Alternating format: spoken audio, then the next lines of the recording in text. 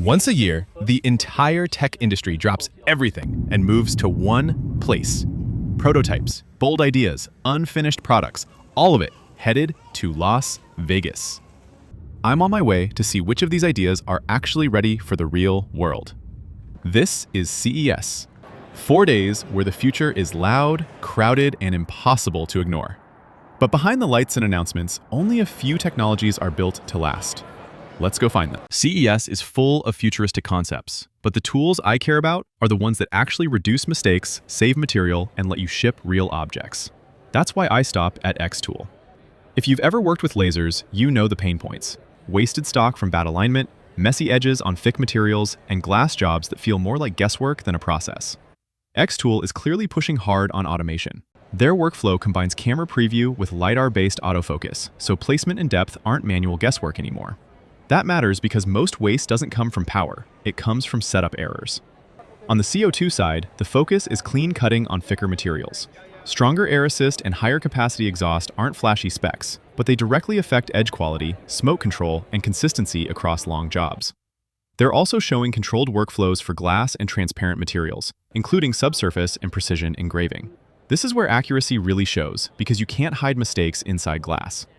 The interesting signal here is the move beyond engraving into full-color fabrication. UV printing on hard surfaces is the kind of step that turns customization into actual products. Labels, branding, short-run items, not just one-off gifts. The takeaway isn't one specific machine. It's the workflow. Faster setup, repeatable positioning, cleaner results, and tools that scale from a hobby bench into something you can actually build a business around.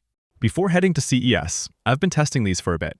The new Rokid AI glasses style, and right away, they feel different from most smart glasses. They weigh just 38.5 grams, which makes them one of the lightest smart glasses with a camera out there. You honestly forget you're wearing tech. The big idea here is flexibility. Rokid offers multiple interchangeable lenses, tinted, photochromic, and full prescription options with blue light filtering, UV protection, and coatings. Pricing starts at $299, and even a full, all-day photochromic prescription setup comes in under $400. That's surprisingly accessible. On the AI side, Rokid keeps things open.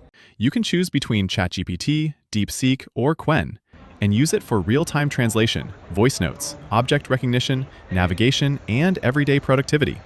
There's also a 12-megapixel camera, and this is a smart touch. It lets you shoot in multiple aspect ratios directly. No cropping, no reformatting later. If you create content, that detail matters. Now at CES, Rokid is officially showcasing these, and after trying them ahead of the show, it's easy to see why they're getting attention here. What impressed me most is how wearable and practical these are. Compared to most smart glasses, they feel less like a gadget and more like something you'd actually use daily.